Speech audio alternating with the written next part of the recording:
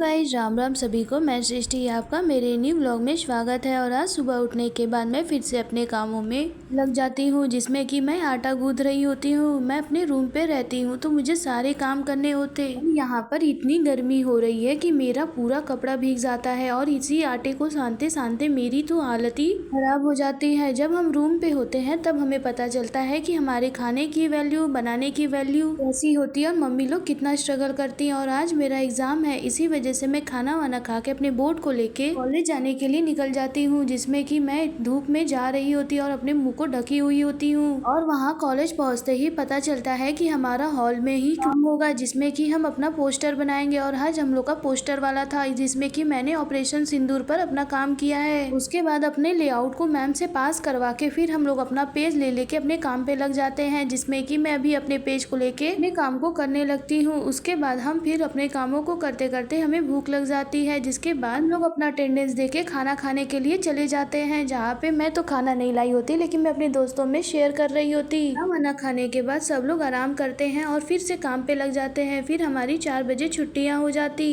जिसके बाद हम अपने अपने बोर्ड को एक रूम में रख के वहाँ से चले जाते हैं। फिर अपने बैग को पैक करके हम लोग रेडी हो जाते हैं घर जाने के लिए।